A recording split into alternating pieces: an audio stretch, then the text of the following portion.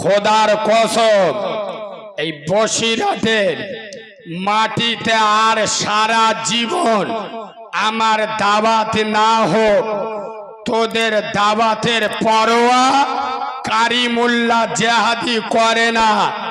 এ জিনিস আলাদা চিনেলেন, এটা ডায়মন্ডের মাল। খোদার কসম কারোর বাপকে দেখে ভয় করে কথা বলি না। বর্তমান মুসলিম সমাজে 100-র মধ্যে 98 জন বেনামাজি। হানানা আমার মতো মৌলবীরা 15,000 টাকা বাজেট স্টেজে এসে 2 ঘন্টা ওয়াজ করবে। 8 ঘন্টা বড় পীর সাহেবের ওয়াজ, 8 ঘন্টা আল্লামা রুল আমিন হুজুরের ওয়াজ, 8 ঘন্টা গজল আর 8 ঘন্টা সল্লু আলা মোহাম্মদ। মানে নানির কবর কলকাতায়, বসিরহাটে বসে কাঁদছে। নানি শুনতে পাবে? কথা বলে না। সমাজ মদখোর, সুদখোর, জেনাখোর, ব্যভিচারী, বাম্মার ভাত দেয় না, একত্র নামাজ পড়ে না। শালা এরা নামাজ বললে 2025-এ মসজিদেরাম থাকে, জলসায় চাঁদা দেয় বেশি কারা? কথা বলে না। নামাজিরা না বেনামাজিরা? বেনামাজিরা। এখন আমি বক্তা স্টেজে উঠে যদি বেনামাজিদের আচালা বাঁশ দিই, এরা তো কাল সকালে জলসা কমিটির ছুটি টিপে ধরবে।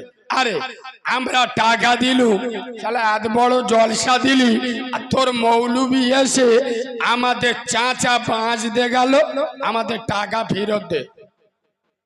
কথা বুঝতে পারেনি? ওই জন্য মৌলবীরা এসে নামাজের ওয়াজ করে না, কেরসা কাহিনী ঘটনার ওয়াজ করে চলে যাচ্ছে। আর এরা মনে করে ওইটা ওয়াজ।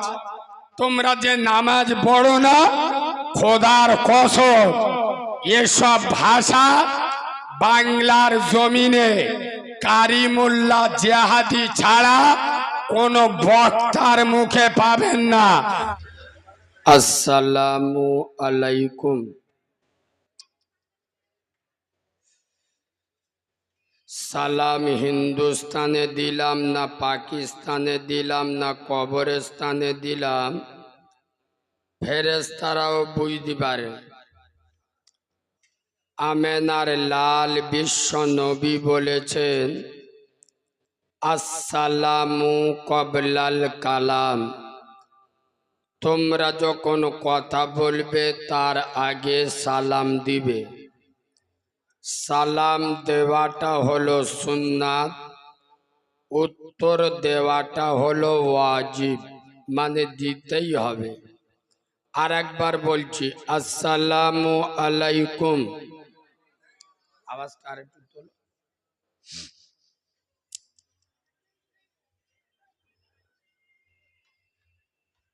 যে সমস্ত আল্লাহর ওলিরা রাস্তাঘাটে ঘোরাফেরা করছেন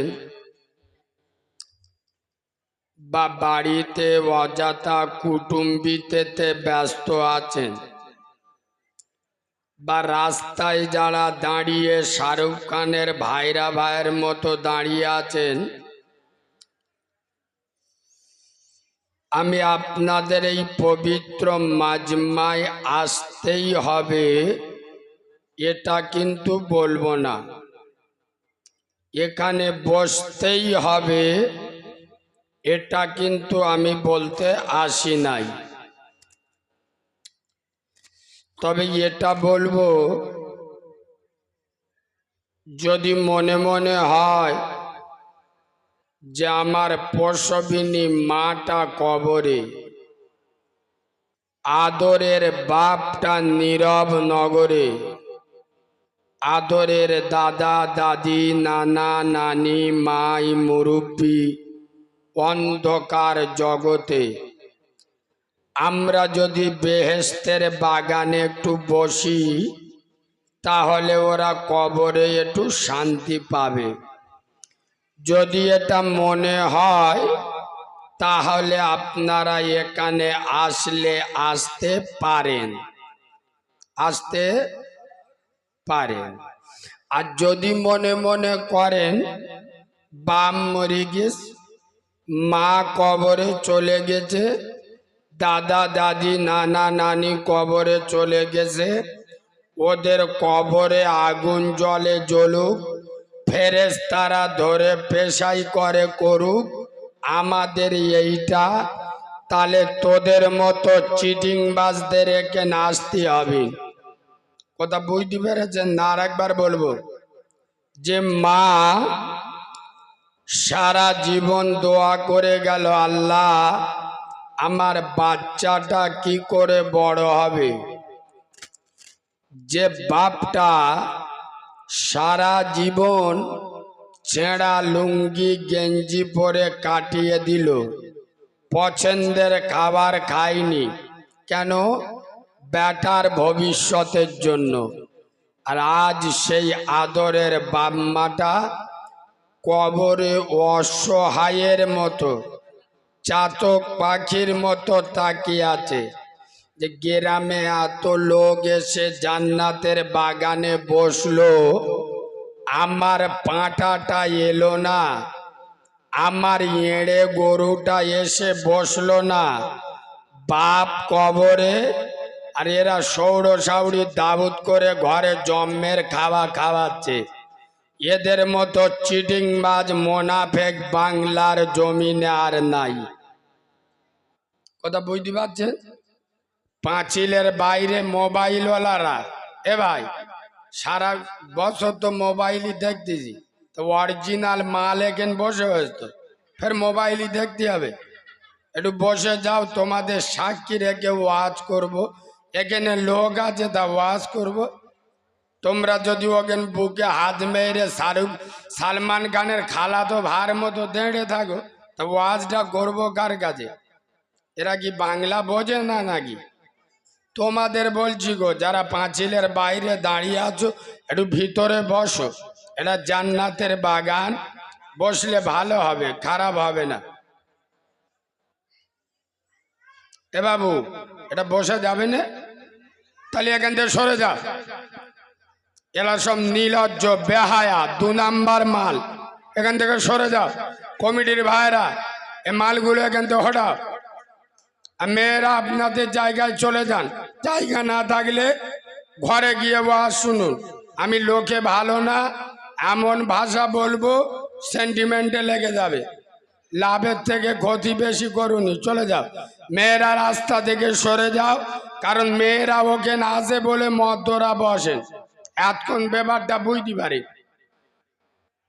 হ্যাঁ, ওরা জানিয়ে দিব আজ শুনবো, মাঝে মাঝে ছকি না দেখবো, বুঝতে পারেন? সব তো ডেঞ্জারাস মাল। যারা নিজের জন্ম দেয়া বাপের কথা শোনে না, তারা আমার কথা শুনবে? আমি একজন দিনের আলেম, 10 বার ওদের অনুরোধ করছি ভিতরে বসতি, তো আমি হেঁকাতে হয়ে দাঁড়িয়ে আছি। তাহলে এদের কপালে হেদায়েত জুটবে? এ মেয়েটা ফেরে কেন দাঁড়িয়ে হয়েছে কেন? এটা আবার ভিতরে আসতেছে।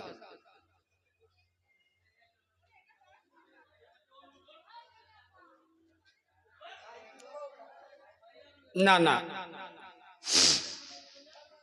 এবার যে মা 10 মাস 10 দিন পেটের আগে, এখনকার ছেলেরা সেই মার দাম দেয় না, দেয় কি? তারা তোমার আমার দাম দেবে এটা মনে হয়? মালকোটা সব চুল কেটেছে দেখা পাওনি? ওরা এখানে বসার মাল, মেয়েদের ফুটবল খেলা হলে গ্যালারি বসবে। আর আপনারা যারা চেয়ারে বসেছেন, যদি একটা রাত কয়েকটা মিনিট একটু নিচে বসেন, তা আপনাদের পোঁদে কি কোনো বড় রোগ হবে?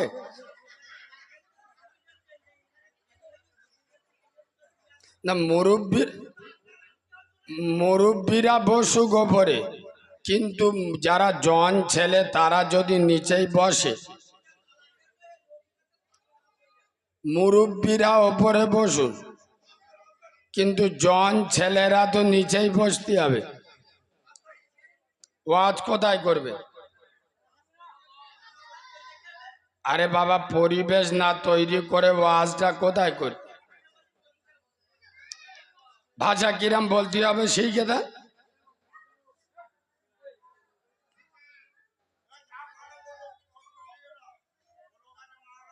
না না না না না না না না, শোনে বাবাজি, আমি অশরিয়াতি একটাও কথা বলি নাই। যেটা শরিয়াতে চলবে না সে কথা আমি বলি নাই। কোনো মহিলা যদি রাস্তায় দাঁড়িয়ে থাকে, মেয়েদের নামাজে জোরে কোরআন পড়া চলে না। মেয়েদের কণ্ঠ পর পুরুষের জন্য হারাম। তা মেয়েদের যদি মসজিদে নামাজে দাঁড়িয়ে বাড়িতে হলেও কোরআনের আওয়াজ বাইরের পুরুষরা শোনা হারাম, তাহলে সেই মেয়েরা যদি রাস্তায় দাঁড়িয়ে থাকে, আমি মৌলবি যদি বলি বাড়ি যাও, তো এটা আমি খারাপ কথা বললুম? চাচা বলতে ওয়াজ করো, এটা কি ওয়াজের বাইরে? রসুল বলে যাচ্ছেন আদাইয়ুসু লা ইয়াদখুলুল জান্নাহ। হাদিস বলছি, শোনেন, এটা হাদিস, এ বোঝার ক্ষমতা আপনার নেই, তবু বলছি শোনেন। রসুল বলে যাচ্ছেন আদাইয়ুসু লা ইয়াদখুলুল জান্নাহ। দাইয়ুস কোনোদিন জান্নাতে যাবে না। দাইয়ুস কারা? কাঁচা বাংলায় শুনেলেন, হাদিসের ভাষা আপনি বুঝবেন না, যে ভাষা বুঝবেন সেই ভাষায় বোঝাচ্ছি। এক কথায় দাইয়ুস হলো তারা নিজেদের বাড়ির মহিলাকে নিয়ন্ত্রণে রাখতে পারে না যারা। সোনার বাবাজি, রসুলুল্লাহর কন্যা বেটি ফাতেমা তো জোহরা, জানার স্বামী কোনো নবী নয়, রসুল নয়, আম্বিয়া নয়। আগে হজরতে আলী কোনো নবী ছিলেন? কথা বলে না, ছিলেন কি? রসুল আম্বিয়া ছিলেন না, একজন সাহাবা। কিন্তু জান্নাতে অনেক নবীদের বিবি জান্নাতে যাবে। কোন নবীর বিবি, কোন আম্বিয়ার বিবি, কোন রসুলের বিবি জান্নাতে নারীদের সরদারিনী হবে না। জান্নাতে নারীদের সরদারিনী হবে খাতুনে জান্নাত সাইয়্যিদাতুন নিসা ফাতেমাতুজ জোহরা। জানার স্বামী কোন নবী বা রসুল ছিলেন না। এটা কেন জানেন? শোনেন, বেটি ফাতেমাতুজ জোহরার মাথার চুল দুনিয়ার কোনো মানুষ তো দূরের কথা, আসমানের চাঁদ সূর্য কোনোদিন দেখেনি। সুবহানাল্লাহ বলবেন না? এমনি তিনি জান্নাতে রানীদের সরদারিনী হয়েছে। যার মুখ দূরের কথা, যার বডি দূরের কথা, যার মাথার চুল দুনিয়ার কোনো মানুষ দেখেনি। রসুল বলে যাচ্ছেন আলী, তোমার বিনা পারমিশনে তোমার স্ত্রী মানে আমার বেটি ফাতেমা, তোমার বিনা পারমিশনে বাড়ির বাইরে, ওই যে আমরা কুড়া বলি না, আনাজ কোনাদ অবশিষ্ট যা বাঁচে, আমাদের গ্রামের ভাষায় জঞ্জাল বলে। তো রসুল বলে যাচ্ছেন তোমার বিনা পারমিশনে তোমার স্বামী যেন, ওই তোমার স্ত্রী যেন ওই জঞ্জাল বাড়ির বাইরে না ফেলে। কত বড় ভাষা, কত বড় শিক্ষা রসুল তার বেটিকে দিয়ে যাচ্ছেন এবং বলে যাচ্ছেন ফাতেমা, এটা ভেবো না কিয়ামতে পার পেয়ে যাবে যে তুমি হাসান হোসেনের মা বলে, তুমি পার পেয়ে যাবে নবীর বেটি বলে না। কিয়ামতের বংশের পরিচয়, বংশের দাদাগিরি চলবে না। কিয়ামতে চলবে আমলের দাদাগিরি। কথা বুঝতে পারছেন না? আমল। ওই জন্য মুসলমানেরা বললি সেন্টিমেন্টে লাগে, ওই জন্য আমি নেটে বলি। আমার ভাষা যাদের পছন্দ হয় না তারা আমার দাওয়াত দেবেন না, কেননা আমি চুমো খাওয়া মৌলবি নয়। আমি স্টেজে উঠে ওই কানে হাত দিয়ে মারে বাবরে করে টান দিয়ে ওয়াজ করি না। আমার ওয়াজ সম্পূর্ণ আলাদা। কেন? আমি হারামটা হারাম বলবো, যদি গায়ে লাগে আমার দাওয়াত দেবেন না। পরিষ্কার কথা। তুমি নামাজ পড়বে না, মদখোর, সুদখোর, গাঁজাখোর, পাত্তাখোর, চুল্লুখোর, বেনামাজি, বেরোজগার, বাম্মার ভাত দেয় না, জব কার্ডের টাকা হারাম মাল বিসমিল্লাহ বলে খাবে, আর আমি স্টেজে উঠে ইউসুফ নবীর ওয়াজ করে চলে যাব, সে বক্তা আমি নয়। আমি বলবো যারা হারাম খায় এরা শোরের গোশের থেকে ডেঞ্জারেস হারাম খায়। যদি সহ্য না হয় আমার দাওয়াত দেবেন না। পরিষ্কার কথা। আপনার বাপের পেটে ঘা হয়েছে, পেট যন্ত্রণা করছে, বসিরহাট বড় মহকুমা না, আপনারা ডাক্তার গানায় নিয়ে গেছে, ডাক্তার পায়খানার ওষুধ দিয়েছে। হয়েছে কি? আরে কথা বলবে তো। হয়েছে কি? পেট যন্ত্রণা, ওষুধ দিচ্ছে কি? পায়খানা। তাহলে সারবে বলে মনে হয়? 100-র মধ্যে 70 জন বাম্মার ভাত দেয় না। 100-র মধ্যে 40টা যুবক কলকে বাহিনীর সদস্য। 100-র মধ্যে 30টা যুবক বোতল বাহিনীর সদস্য। আজ মুসলিম সমাজ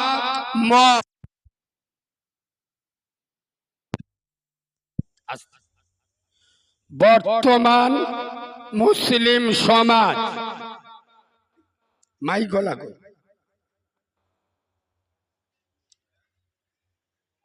হয়েছে। বর্তমান মুসলিম সমাজ মদ, সুদ, জেনা, ব্যভিচারী, পরকীয়া, অবৈধ প্রেম ভালোবাসা, বন্ধন লোন, গ্রুপ লোন, নামাজ পড়ে না, রোজা করে না, বাম্মার ভাত দেয় না, পরে ঝেড়ে খায়, দালালি করে খায়, পুরো সমাজ গুনায় ডুবে গেল। আর আমি এই জলসা করছি রোজার ঈদ থেকে আজ পর্যন্ত, এই 90টা জলসা করছি। রোজার ঈদের দিনটা আজ পর্যন্ত এই মাইকে মুখ দিলু 90টা জলসায়। গোটা বাংলা ভারতের কোনায় কোনায় আল্লাহ ঘুরুচ্ছে। এরা মসজিদ আমি এখন দেখি, এরা কিরাম নামাজ পড়ে বুঝতে পেরেছ? এগুলো ওয়াজ নেই, এসব ওয়াজ নেই। কারণ মৌলবী জানে তো যারা জলসা দেয় ও চিটিং বাজগুলো নামাজ পড়ে না। যারা জলসা দেয় ওরা নামাজ পড়ে না, আর যারা জলসা শোনে এরা এশার নামাজও পড়ে না আর ফজরের নামাজ। ইনশাআল্লাহ ঘরে গিয়ে শোবে তো খাটের ওপর, সকাল 10টায় ঘুমিতে উঠে দেখবে লুঙ্গি পাকায় ঘুরতে। এশার নামাজ পড়ে না, ফজরের নামাজও পড়ে না। বক্তা তো জানে। আগো এসব ভাষা বলতে গেলি বুকের পাটা থাকা দরকার। তোমরা যে নামাজ পড়ো না এর জন্য দায়ী যতটা তোমরা, তার থেকে বেশি দায়ী আমার মতো কিছু হারামখোর মৌলবী। কারণ আমার মতো কিছু মৌলবী স্টেজে উঠে নবিয়ানা মেম্বরে তোমাদের বলে গেছে, বাবা কোনো ভয় নেই, জলসা, এরা জান্নাতের বাগান, এখানে বসবে, জীবনের গুনাহ মাপ। আর এই মালগুলো সুবহানাল্লাহ